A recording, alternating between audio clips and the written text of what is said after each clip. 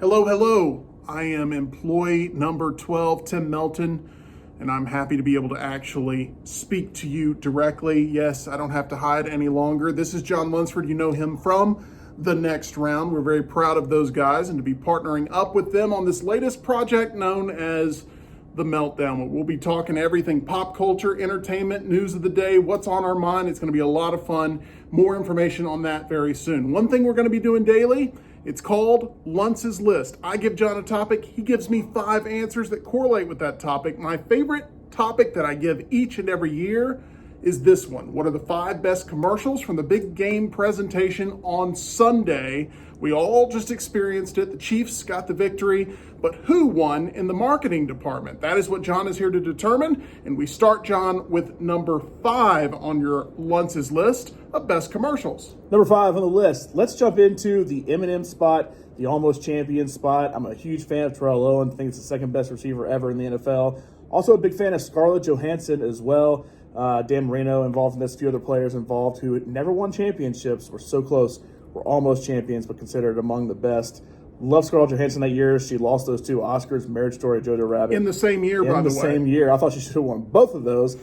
I don't think that's ever going to happen, that somebody wins Oscar for supporting and lead actress, but she's incredible. I think she's one of the best actresses out there right now, one of the best actors, period, male or female. So I thought it was pretty funny to include her. Ironic that this one is at number 5 because it's all about not reaching the top of that mountain. So I guess, once again, it's experiencing that 5th place finish. All right, let's get into number 4, John. What's next on Lunce's list? Yeah, so I thought this was a pretty good callback as well. The Uber Eats spot about not forgetting with Jennifer Aniston in there. She had forgotten all about the Ross and Rachel stuff from Friends. Not a big Friends person, but I can respect the moment that it was with Ross and Rachel and how that show ended. Jelly Roll included in that one. A lot of stars included, but I really liked the Jennifer Aniston part where she had forgotten all about Friends. I don't really remember this one. All right, let's move on to number 3 on Lunce's list. Number 3, how about the Hail Arnold from Paramount Plus?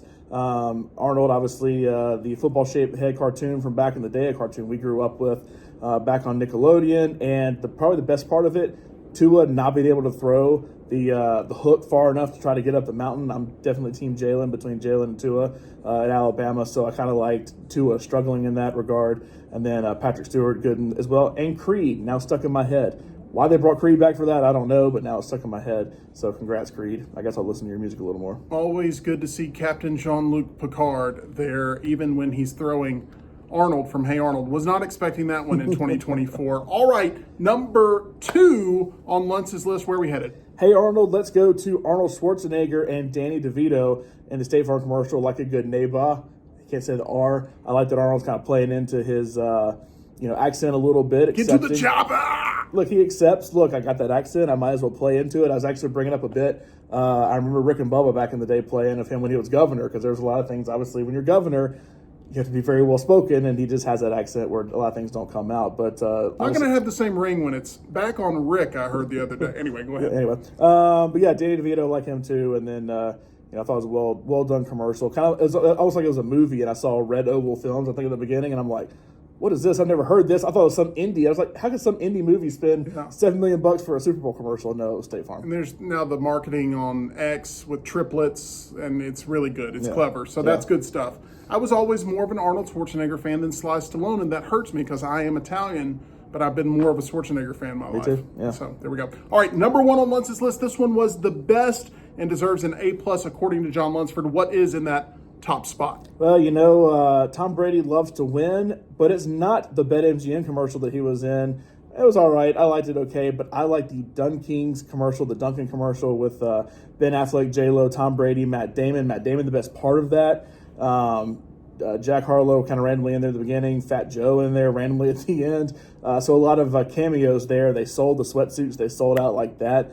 So I couldn't get one for us to wear on our opening Meltdown day. Sorry about that. I don't think they come in our size, to be honest. I'm just going to be... Probably not. They're a little baggy on Matt and Ben, so maybe they would have fit. But anyway, Matt Damon, big fan of his, big fan of Ben Affleck.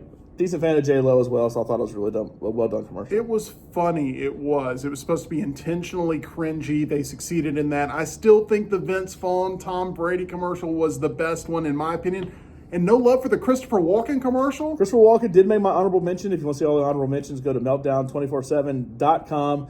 Meltdown247.com. All the honorable mentions are there, as well as all the commercials I just mentioned.